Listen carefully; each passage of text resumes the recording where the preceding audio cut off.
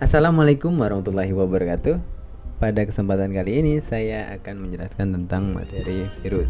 Sebelum kita masuk ke dalam materi, kita harus tahu apa tujuan dari pembelajaran kita tentang virus. Yang pertama itu peserta didik dapat menjelaskan tentang ciri-ciri virus. Kemudian tujuan pembelajaran yang kedua, peserta didik dapat menggambarkan struktur virus. Yang terakhir, peserta didik dapat menjelaskan tentang replikasi virus. Selanjutnya kita masuk ke materi yang pertama, yaitu tentang ciri-ciri virus. Ciri-ciri virus yang pertama adalah mikroskopis. Apa itu mikroskopis? Dari namanya mikro artinya berukuran kecil. Virus memiliki ukuran yang lebih kecil daripada bakteri, sehingga untuk dapat melihat virus kita harus membutuhkan mikroskop khusus, yaitu mikroskop elektron. Tidak bisa menggunakan mikroskop biasa seperti mikroskop cahaya. Ciri yang kedua yaitu aseluler. Apa itu aseluler? Aseluler adalah bukan sel. Mengapa dia dikatakan bukan sel? Karena dia tidak memiliki organel-organel sel. Organel-organel sel contohnya adalah ribosom, mitokondria, vakuola, lisosom, dan lain-lain. Virus tidak memiliki itu semua. Dia hanya memiliki yang namanya asam nukleat. Ciri yang ketiga, asam nukleat. Virus, ciri-ciri hidup yang ada di virus yaitu adalah asam nukleat. Asam nukleat itu dibagi menjadi dua, yaitu DNA dan RNA. Virus hanya memiliki salah satunya saja. Jika dia sudah memiliki DNA, maka dia tidak memiliki lagi RNA. Begitu sebaliknya, kalau dia sudah memiliki RNA, dia tidak memiliki lagi DNA. Ciri yang keempat yaitu dia hidup sebagai parasit obligat. Parasit obligat adalah ketika dia bereproduksi atau melakukan daur hidup, dia membutuhkan yang namanya sel inang. Dia tidak bisa hidup atau bereproduksi daur hidup tanpa adanya sel inang. Materi berikutnya tentang struktur virus. Struktur virus di sini ada contohnya adalah virus T atau bakteriofage, yaitu virus yang hanya menyerang bakteri. Ada bagian kepala, leher, dan bagian ekor. Di bagian kepala kita bisa melihat yaitu ada asam nukleat. Jadi asam nukleat virus itu terdapat di bagian kepala dan diselubungi atau dilindungi oleh selubung protein yang bernama kapsid. Di bagian leher, terus di bagian ekor ada yaitu selubung ekor. Selubung ekor itu adalah jalan masuknya asam nukleat ketika fase injeksi, di mana asam nukleat akan dimasukkan ke dalam sel inang. Ada serabut ekor, lempeng dasar, dan jarum penusuk. Materi selanjutnya adalah tentang daur hidup virus. Daur hidup virus itu dibagi menjadi dua, yaitu yang pertama daur litik dan yang kedua adalah daur lisogenik. Daur litik itu dimulai dari fase adsorpsi, di mana fase adsorpsi adalah pelekatan virus pada sel bakteri. Kemudian masuk ke fase kedua yaitu fase injeksi, di mana asam nukleat yang awalnya ada di kepala virus itu dimasukkan ke dalam sel inang. Di sini contohnya adalah sel bakteri. Kemudian masuk ke fase ketiga, di mana asam nukleat yang sudah dimasukkan oleh virus ke dalam sel bakteri akan menghancurkan dan mengendalikan sel bakteri untuk menghasilkan bagian-bagian tubuh virus yang baru. Setelah dihasilkan bagian-bagian tubuh virus yang baru, masuk ke fase keempat yaitu fase pematangan, di mana virus akan disusun menjadi bagian-bagian yang lengkap, mulai dari kepala, leher, dan bagian ekor. Setelah lengkap, virus lengkap akan menghasilkan sebuah enzim yang akan menghancurkan dinding sel inang sehingga virus dapat lepas dan mencari sel inang yang baru. Pada daur lisogenik terdapat sedikit perbedaan, walaupun awalnya memiliki fase yang sama, yaitu fase adsorpsi pelekatan, di mana virus melekat pada sel inang. Di sini contohnya adalah sel bakteri. Kemudian masuk ke fase injeksi, di mana asam nukleat virus dimasukkan ke dalam sel inang. Bedanya di daur lisogenik, asam nukleat virus tidak langsung mengendalikan dan menghancurkan DNA bakteri untuk menghasilkan anggota tubuh virus yang baru, tetapi asam nukleat dari virus akan menyisip ke dalam DNA bakteri. Nah, bisa kita lihat dia menyisip ke dalam DNA bakteri.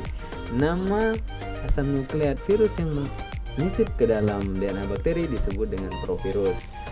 Sampai kapan?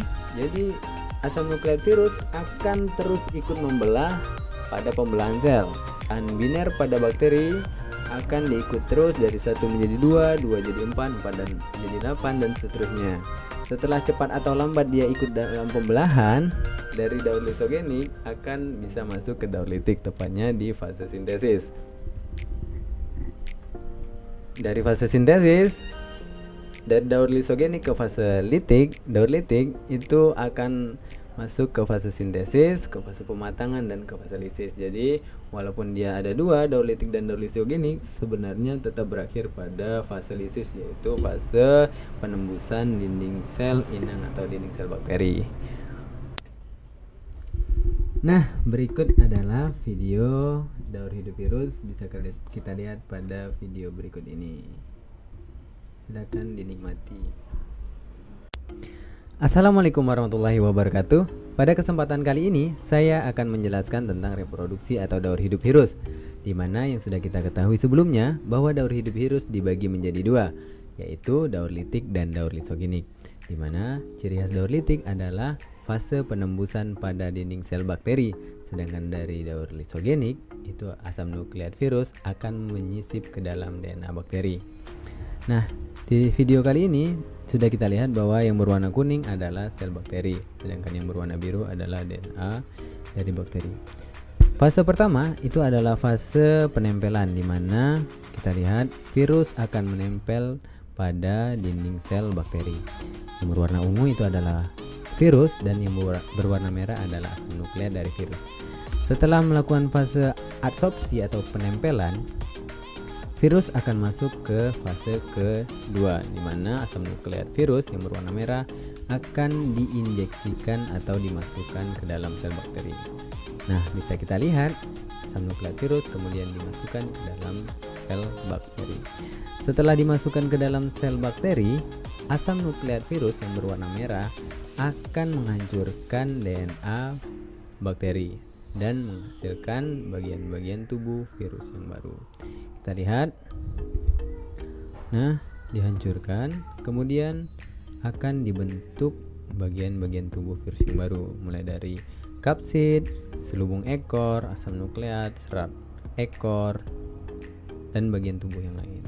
Setelah dibentuk atau dihasilkan, akan diperbanyak, yang disebut juga replikasi. Setelah dibentuk, fase berikutnya adalah fase pematangan, di mana virus utuh dibentuk mulai dari kapsid, serat ekor, dan selubung ekor. Virus yang telah matang akan menghasilkan sebuah enzim yang akan menghancurkan dinding sel bakteri. Itu adalah ciri dari fase daur hidup litik, yaitu fase lisis, di mana terjadi penembusan pada dinding sel bakteri. Fase selanjutnya adalah fase atau daur hidup lisogenik, di mana fase awalnya sama saja dengan fase daur litik, yaitu fase adsorpsi dan fase injeksi. Tapi di video kali ini dapat kita lihat bahwa asam nukleat virus yang berwarna merah sudah diinjeksikan atau dimasukkan ke dalam sel bakteri atau sel inang. Bedanya di daur lisogenik, asam nukleat virus akan menyisip ke dalam DNA bakteri. Dapat kita lihat, dia akan masuk ke dalam rantai dari DNA bakteri dan akan ikut membelah dalam pembelahan biner atau reproduksi dari sel bakteri. Mulai dari satu sel menjadi dua sel, dia juga akan ikut. Nah, dapat kita lihat di sebelah kiri juga terdapat asam nukleat virus yang sudah menyisip, dan di sebelah kanan juga terlihat bahwa asam nukleat virus yang sudah menyisip. Dia akan terus ikut membelah dalam reproduksi sel bakteri atau sel inang. Dari 2 jadi 4, 4 jadi 8, 8 16 dan seterusnya. Asam nukleat virus yang menyisip ke dalam sel bakteri yang berwarna merah bisa kita lihat disebut juga provirus.